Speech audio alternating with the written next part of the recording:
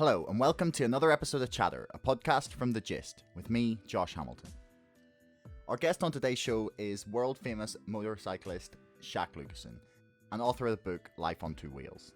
Sjaak has been round the world twice, first on a Fireblade and then on an R1 bike, and we had a fantastic chat about some of the experiences he had going around the world, and some of the things he learned about people and about himself. Before we get started, don't forget my book, BREXIT, The Establishment Civil War, is available to pre-order now on Amazon. The link is in the description below. And don't forget to subscribe to this podcast if you don't want to miss any of our upcoming episodes. So without further ado, here is Sjaak Lucassen.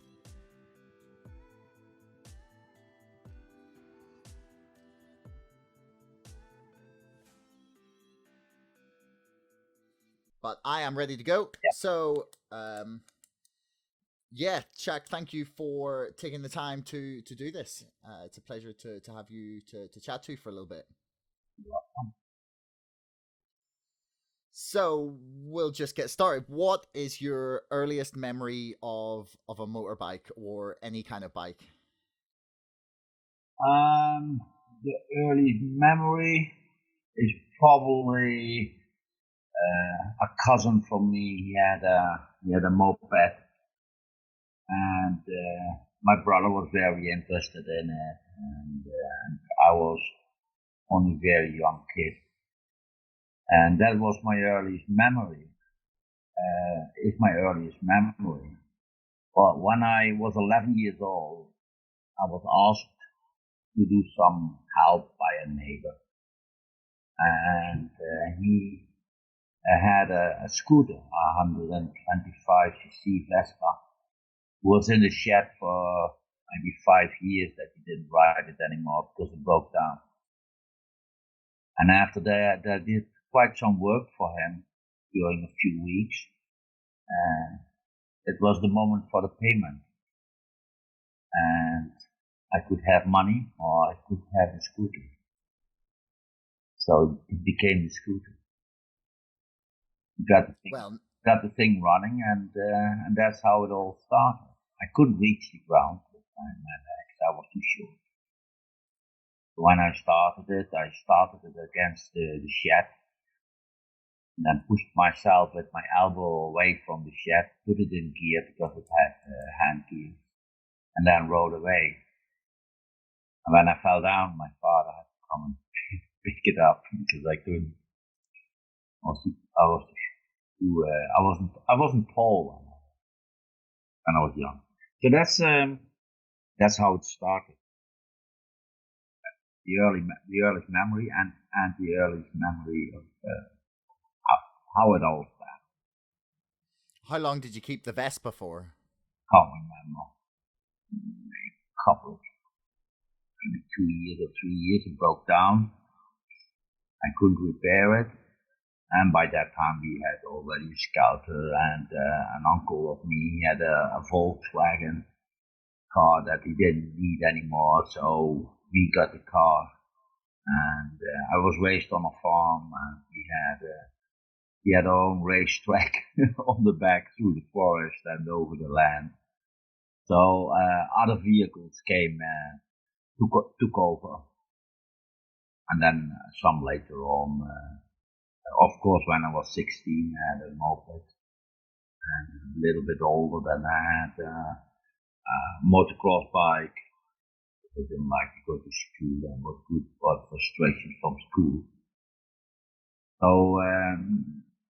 So that's it was a little bit from everything, and the moped that I liked, that I had to go to school, I kept riding the thing because I liked to ride on two wheels. I didn't want to buy a bike or to get a bike license because I knew I would kill myself. So I thought that's not a good idea to get my license. So I kept it with motocross, but only at home then motocross and with the moped. But later on I thought, I need to get a license, and now I'm a bit older and probably a little bit more wise, and so I got my license and I got a bike. My thinking was not right. I was not that much wiser. I was riding quite to the limit. Say that. That's Well, that's how I rolled into motorcycle riding on the road. now, reading your book, there was at least a couple of occasions on which I was reading and you referred to your baby or your darling, and I was like, hang on, has he got a girlfriend here, or the you? Oh, hang on, I thought he left his woman back in the last country in the last chapter, and then it just clicked, and oh, okay, he's talking about the R1. Yeah. But what what is it about the R1? Like, okay, for someone who isn't a bike enthusiast, like, what is it about the R1 that's so special to you and makes it so fantastic as a bike?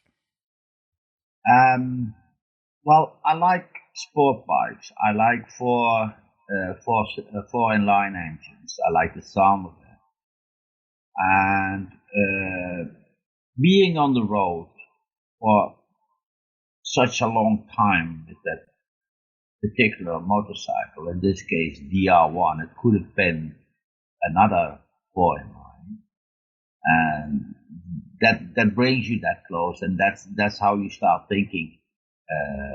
So that is the reason that that this happens. So it's not the brand, it's the I must say it different. First, you must have the right bike for your heart, and a sports bike or a four-in-line bike, and is the right bike. But it could have been a different one. But the R1 became now totally my bike because we did all these things together with Florentina. Is that an answer?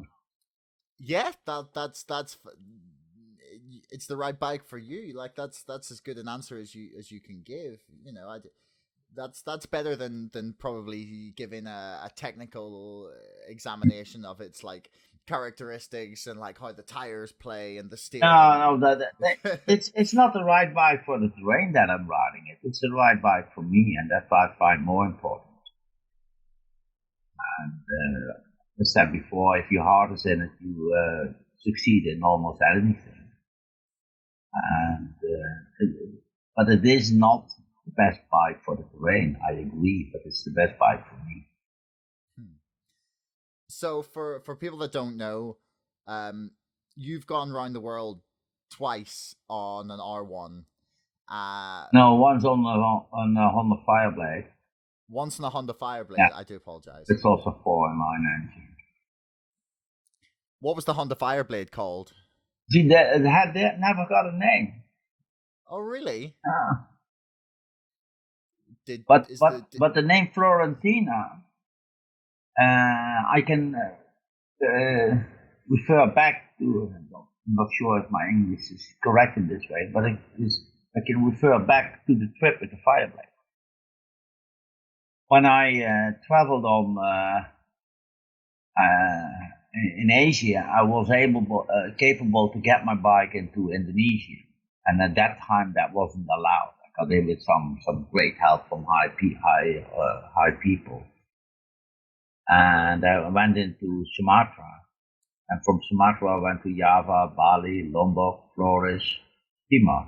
From Timor I flew to Australia, and when I went across Flores, I was I just loved the abundance of flowers on that island, and that's also how they got the name. Why it was given the name Flores by the Portuguese when they discovered. So Flores, um, yeah, I kept that. I kept that, and sometimes when I didn't want to say my name, I called myself Flores. So when I was searching for a name for this bike, because I never had a name for the Fireblade, I at a certain time I thought Florentina, and that's it. That's how the name came. When was your first big trip? So you've been around the world twice. You're planning an Arctic trip, which we'll get to. But when was the first like big long distance bike trip that you decided to take, and what inspired you to do it? Well, I did some riding in Europe. Nothing more than 2 weeks or something. Nothing special. At least not now for me. For some people, it might be the trip of the lifetime. But things become more normal when you do them more. So yeah, I've seen quite a bit already in Europe, and I saw a documentary on television about the cyclone Tracy in Darwin, in Australia, and that made me want to go and see that big country and ride there on my own wheels. So in '92, the Firebake came out, and I bought one of the first ones. And in the end of that year, I had already shipped it to Sydney because I wanted to see Australia.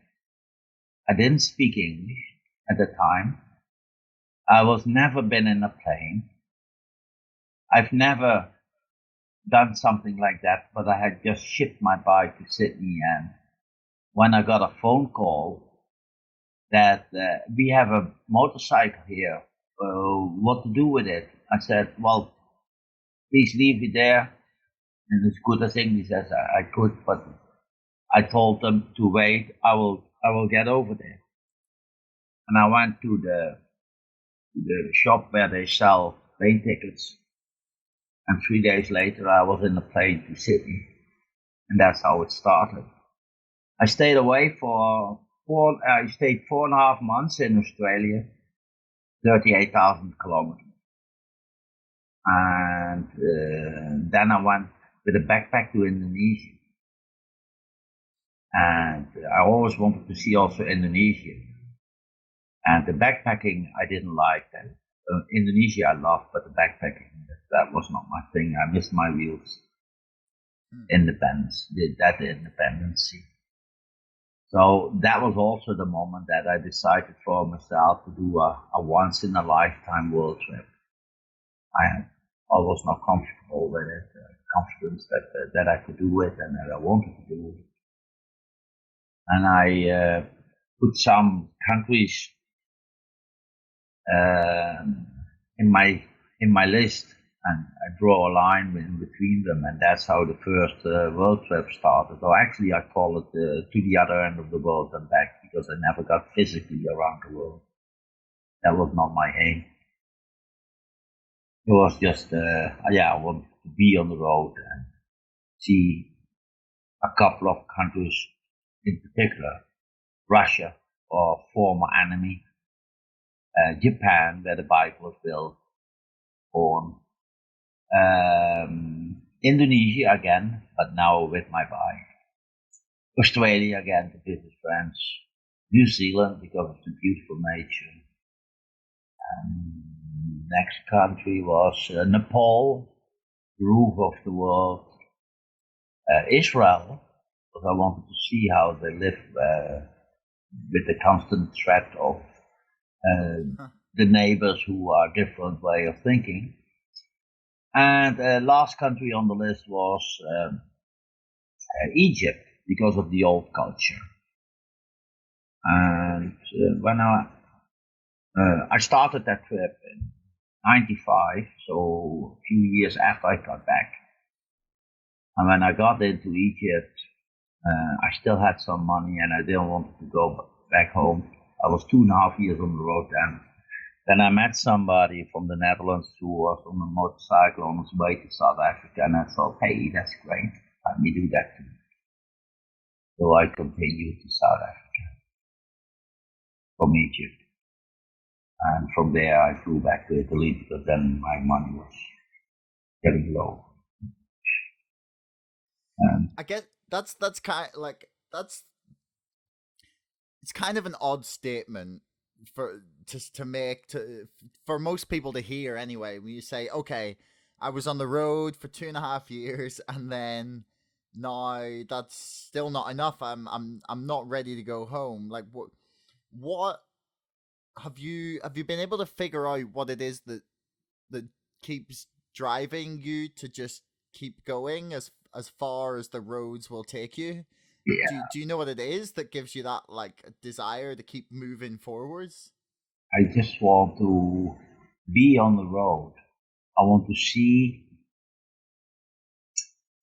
I don't want to be in the next corner. I want to be on my way to the next. And so you keep seeing new things. You keep seeing the world. It's not the same like a road that you ride every day. If I ride around here in my village, I don't have that feeling. I don't have that, or in my country, I don't have that. That doesn't bring me the same as being. I want to. What is it? Discover.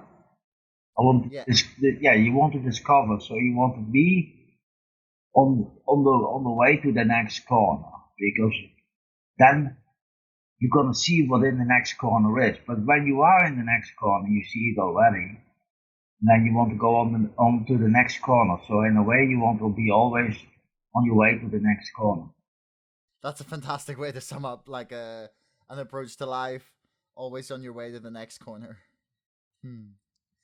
What do you think that traveling helps people to discover about themselves? And can I add something to Yeah, of course. that Go for it. before I forget it? Um, the when I what I just explained to you, you want to be on the way to the next corner, but when you are in the next corner, you already see what's there, and then we want to be on the way to the next corner. So that's also why I'm not in a hurry to travel. I take my time because I don't really have to be in the next corner. I just have to be on my way to the next. It's definitely a recurring theme of your book, and the subtitle, I guess you would call it, "Time is my friend." Yeah. I really enjoyed the way that you were able to overcome a lot of people's demands, often just because you were in absolutely no hurry. Yes. Yeah. Demands is a nice way of saying it. Yeah.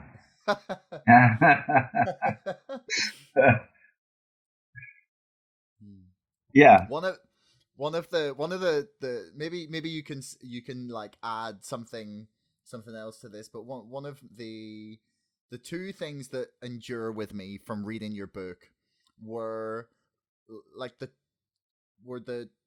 true kindness and of people around the world, just to help you out whenever you needed some help. You almost always able to find like Yeah. a helpful soul, and on the complete flip side of that, the absolute corruption of almost every border agent on the planet. Well, Trying to get I described a few of them. I have a more, but then similar issues. But there was also a lot of crossings that it was fine. So, and I never see a problem in there. I see a story in there. So, well, that's true. But having, is the having time makes these borders more easy for you, and having time makes also that you are not having the time for yourself, that you're not getting angry, and that makes it possible. If you're getting angry, sometimes you have to play angry, but you don't have to be angry. And I think, yeah, how do I say that? If you play angry, you sometimes get things earlier done. But because you are not angry, people are not really afraid of you and feel that you are a good person. So sometimes you can make a mix out of that. I'm not sure if you get that. No, I understand what you mean. There's actually something I've been reading about recently about of people who spend their life attempting to travel the world doing their work that way, be that like authors or writers or lots of other kind of people. And they all talk of the concept of time wealth, where if you're time rich, that tends to give you a lot more possibilities than if you're just rich in a sense of you've got lots of money, but say only a week. Yeah, yeah. But when you're time rich, I never heard about that, but I can, of course, I understand what it is. And time rich makes you also a much more easy person because you don't have the pressure, and people sense that, and and that it makes that people are more likely to help you or to do something. Was there something that you found there was say a characteristic or something that you saw in people all around the world regardless of where you were, was like a trait or something? Do you understand what I mean? No, not really. Like something that was the same with people no matter where you were in the world. Yeah, there's a couple of things that the more poor the people are, the more they want to help you, and the more um, the lower grade of school they have, the more easier it is to talk with them. Because my English is not perfect, far from that, and their way of talking isn't either,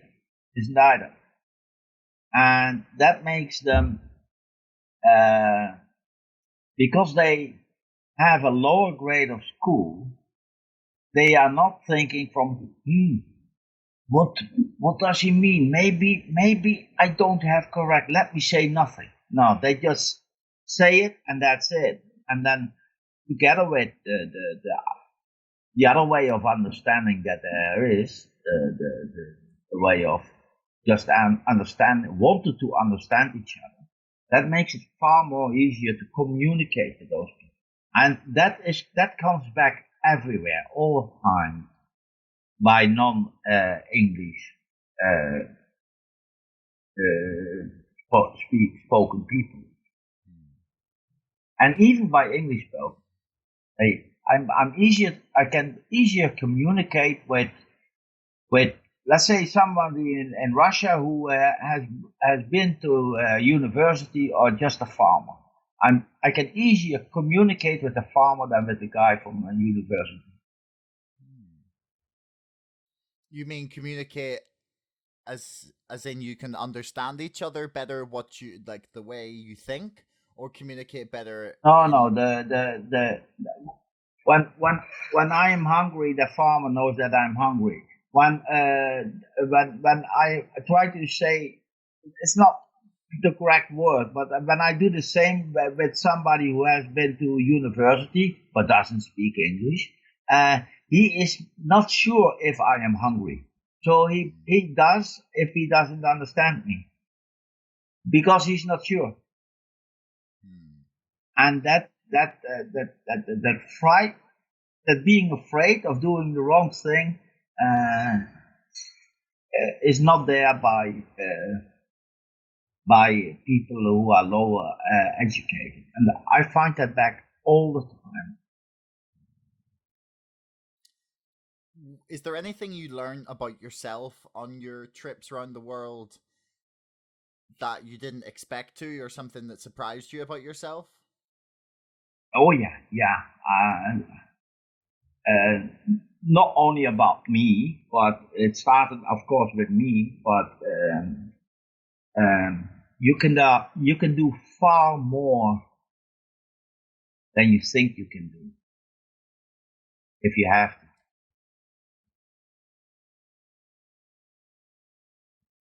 Well, I guess the Navy SEALs, I think they say that you can do 60% more than you think you're capable of. I don't know the percentage. I never thought about the percentage, but I know you can do far more. Yes. The other thing is that I'm not a writer. I'm not an actual writer, and I will never become that a writer. And I never liked to write.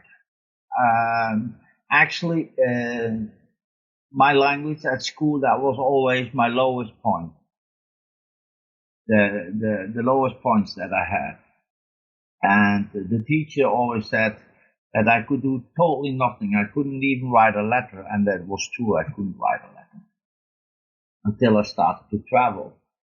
And I was maybe gone for 6-7 weeks, and unfortunately I don't have it anymore. I wrote some beautiful, what I think beautiful things, and I was,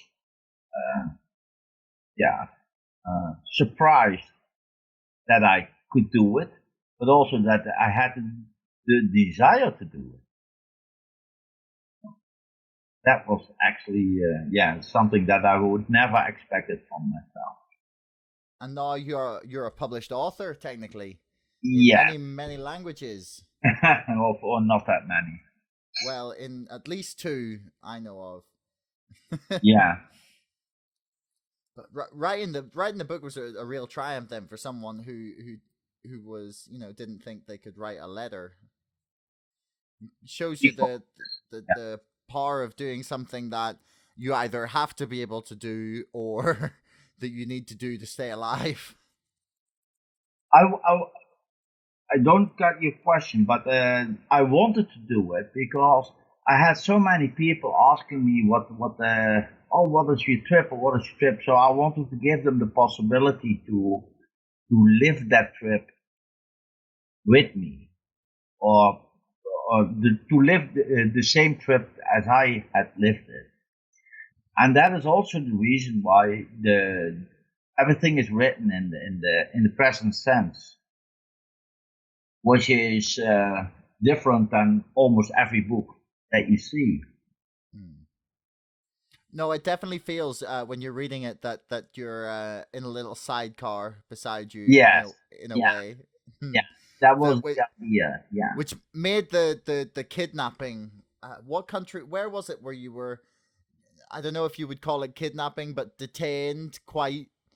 Yeah, forcefully. Officially it's kidnapping, but yeah, officially it would be called kidnapping. But if they take your passport and you are not allowed to go anywhere, that is. But I couldn't go there anyway. I was in Congo. Was there any moments where you really thought, am I going to die here? No. No. You were calm. No, never. Then the only times that you are in a really awkward situation, you don't have the time to think that.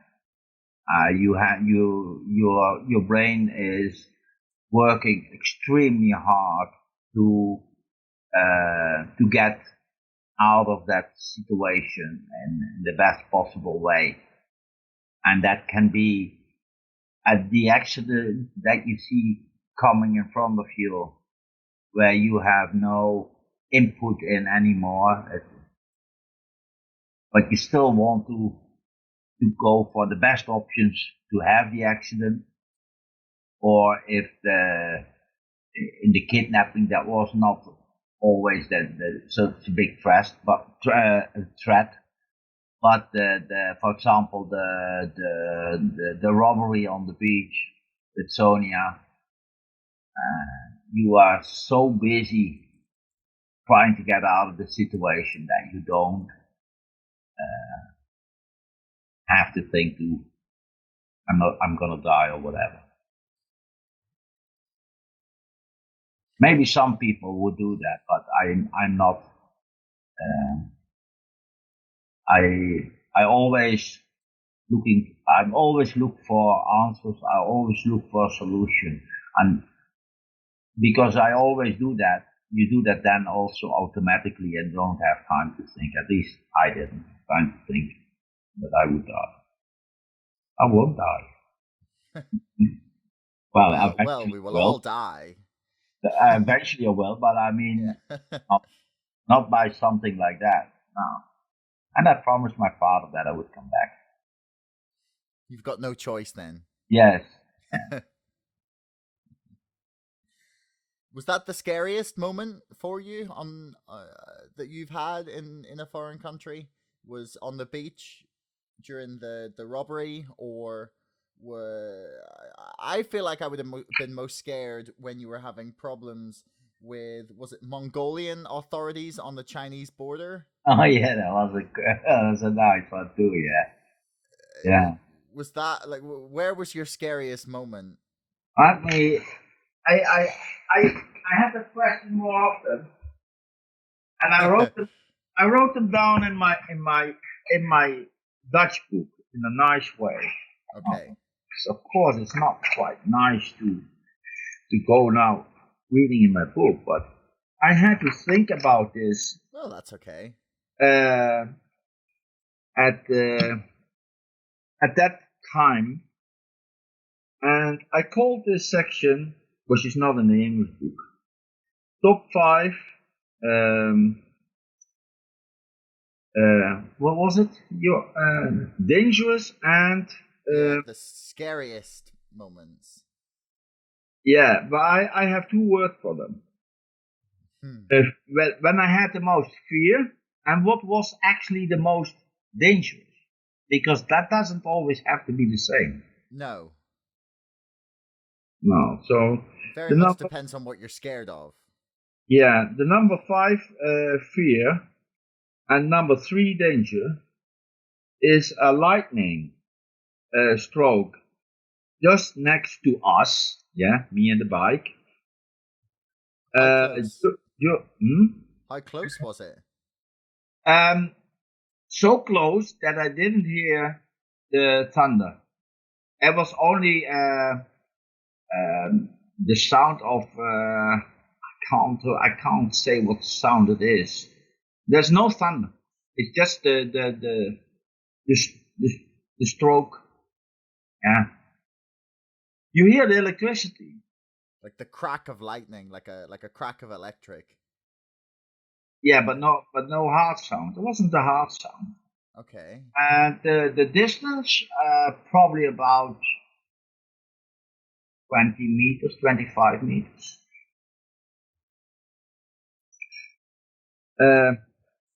Fear the fourth, and danger the fourth. Looking in the barrel of a gun when the soldier cocks the the rifle. Yeah, cocks the rifle.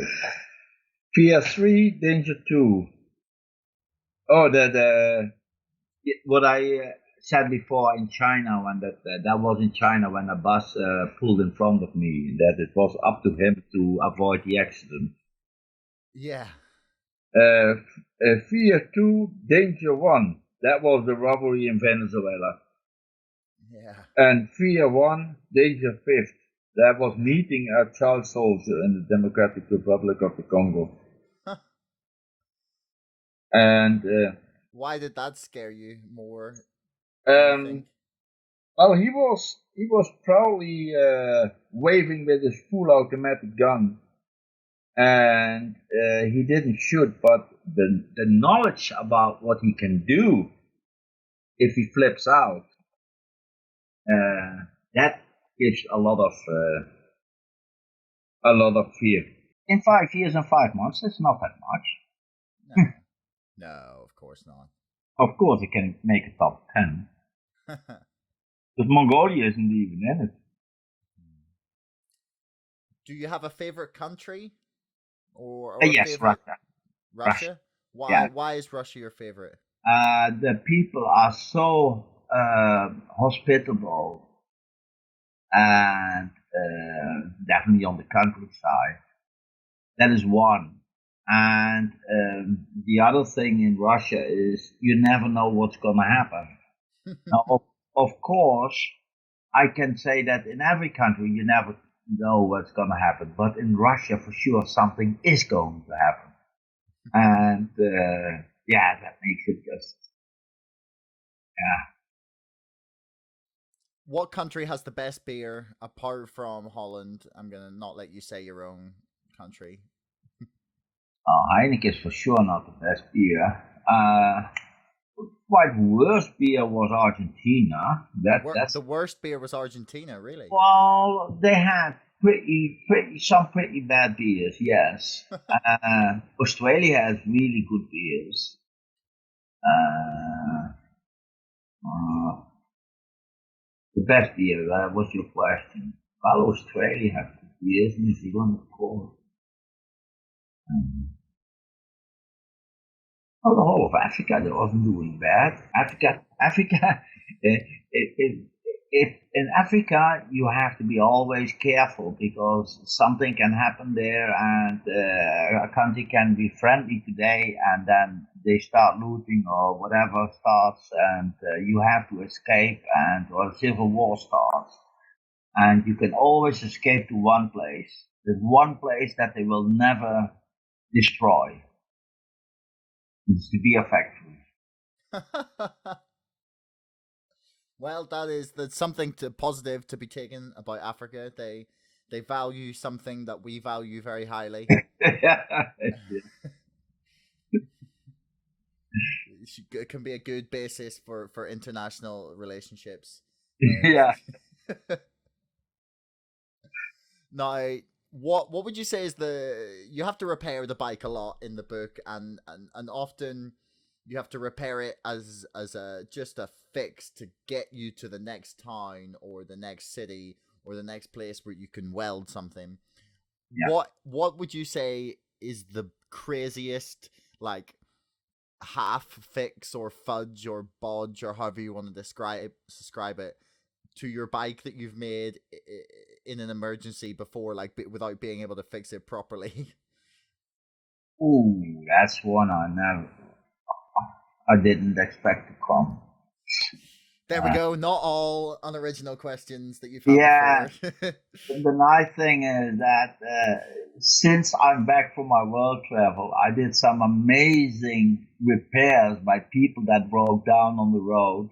Some that I didn't even think they would work. Or I hope that. I mean, the idea was good and they worked. So, but we have to go back to my own bike. What fix? Temporary fix. Oh yeah, well, it didn't really work, but it worked enough. That was actually on the Fireblade. Okay. I had I flew my Fireblade from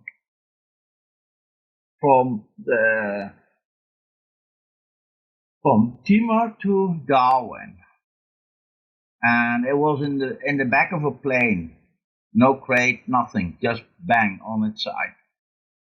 And when it got out of the plane, the radiator was leaking at the side, not the radiator itself, but at the side, which is the best place to leak. And then I put chewing gum in there. Really? And some tape, and can't remember what it more. But then that brought me to a place where I could weld it. Also, oh yeah, with the Fireblade, that's a nice one too.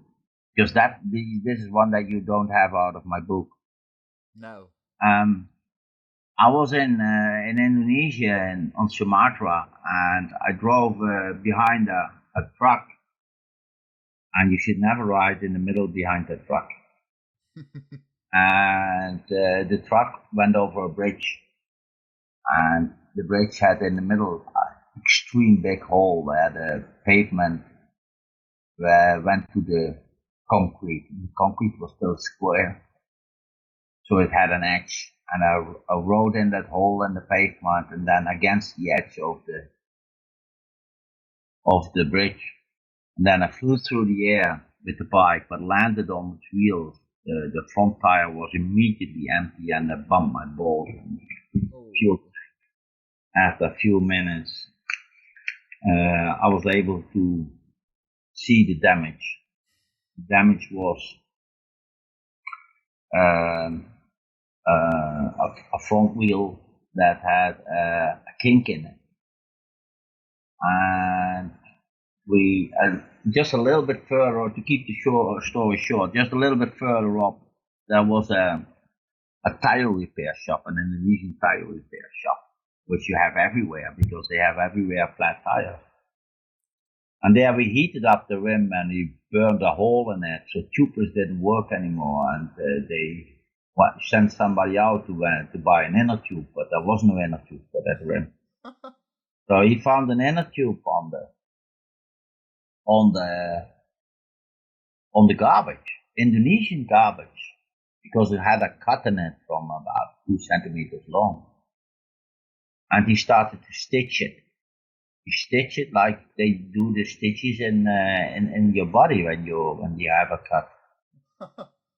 And then he put a patch on it with glue, and then he put it under a homemade press.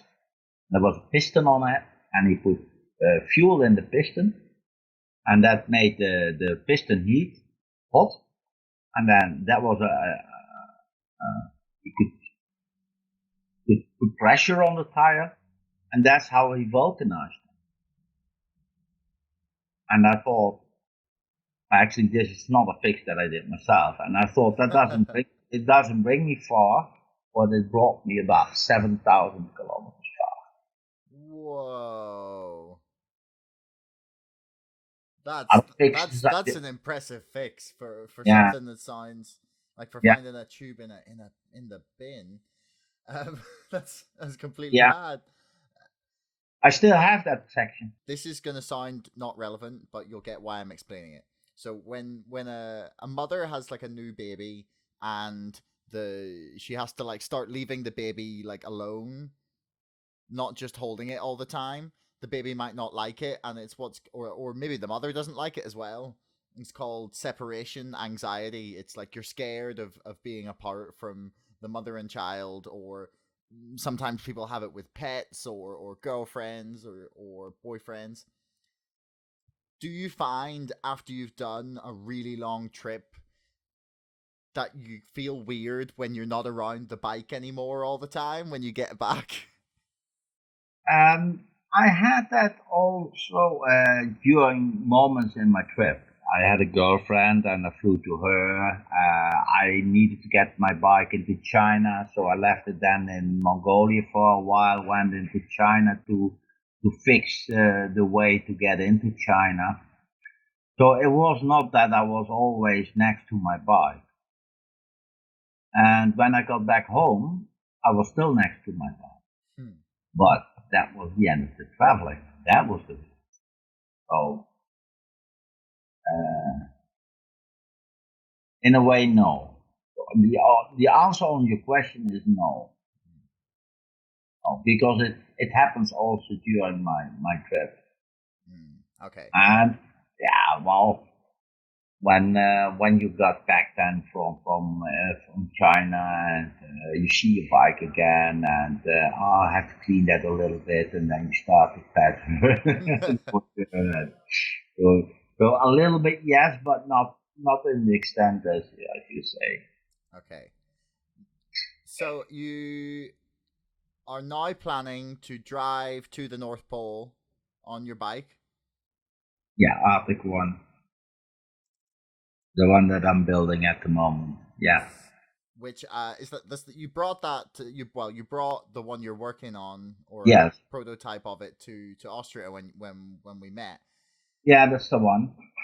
It's still growing, so if Corona wasn't here, it would be rideable at this moment. Not ready, but rideable. Okay. And is Corona holding you up, or is it allowing you time to work on the bike?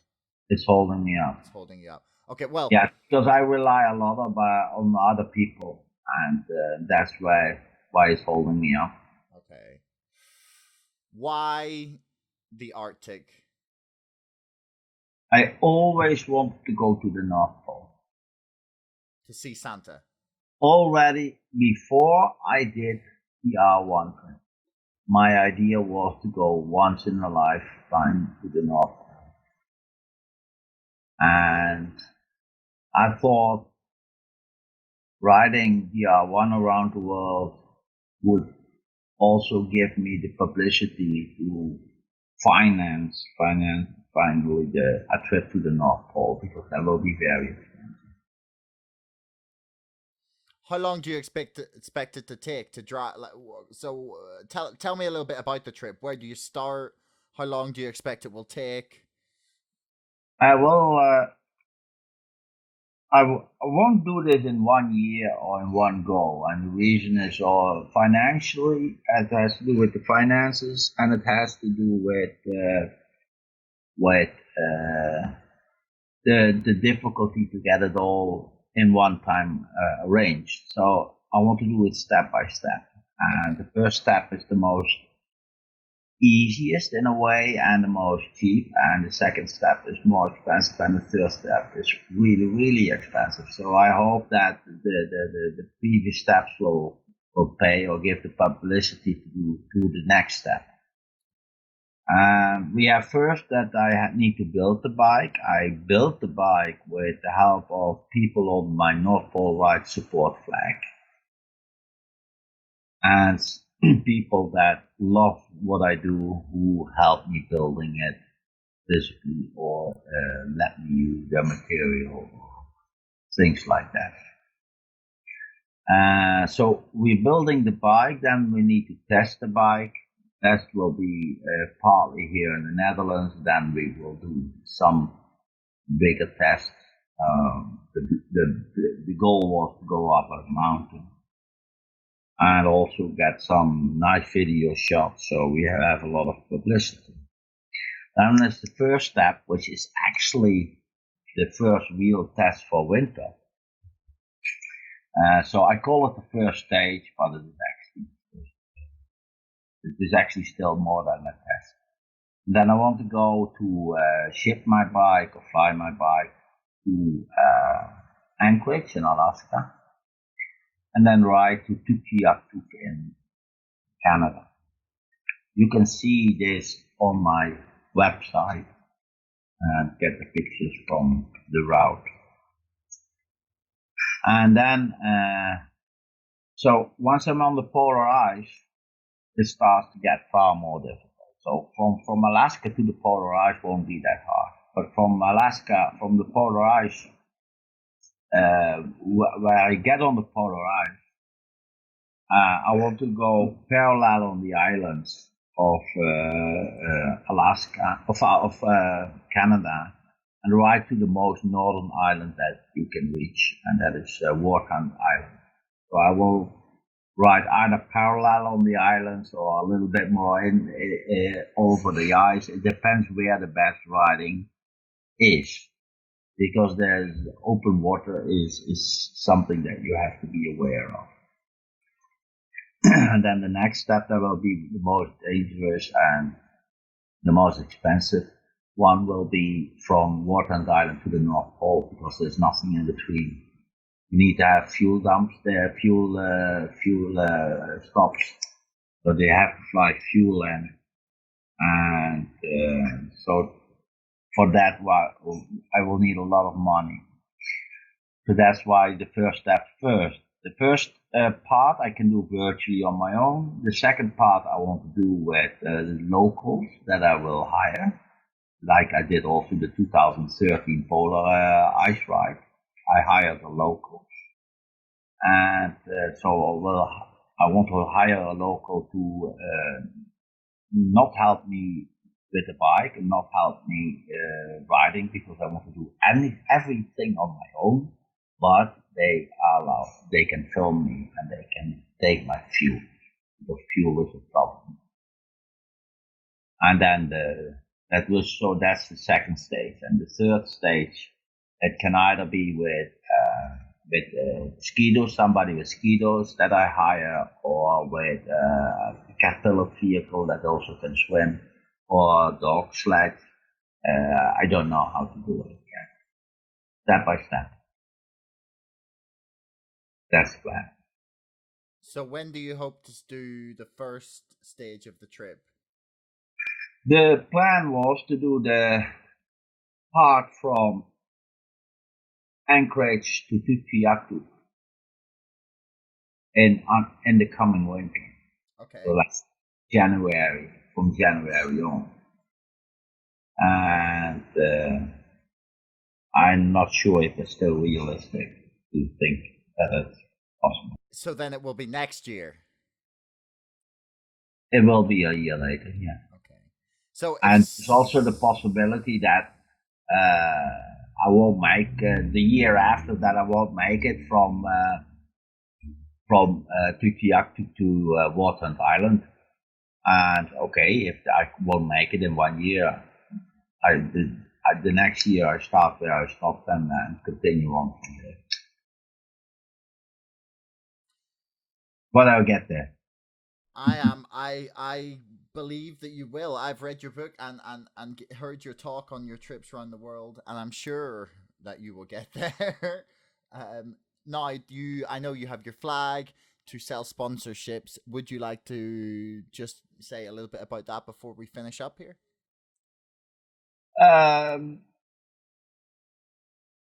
Well, if people want to support me, they can do that on several ways. Somebody with a lot of money is always very, very welcome. But also people that just love the ideas and have only 10 euros to spend, already they can have their name on the North Pole Ride support flag. That flag goes with me to events. That flag goes with me when I do test rides. That flag will go with me when I go to Anchorage and when I go to the North Pole. So that way people can ride symbolically with me to the North Pole and be part of this adventure. If people want to be on another way part of this adventure, also that is possible. I will need help in logistics. I will need help in electronics, in telephone, or in whatever. If you think, oh, this is something Sjaak will need, I can help him in that, or I can supply him with it, or I know how he can get it for free, of course. And then I'm also very happy to hear that, because I can use a lot of people that can become part in their own way of this trip. I will do the riding, but if somebody is interested and say, hey, I love this idea, you can become part of it. Okay, well, I think that's a nice place to leave it. So thank you very much for your time, Sjaak. It's been a pleasure. You're welcome. You're welcome. Thanks so much for listening. If you enjoyed the show, don't forget you can subscribe wherever you find podcasts. And if you really want, you can leave us a review. That's how we grow, and that's how you can let other people know how fantastic this podcast was. Until next time, thanks and goodbye.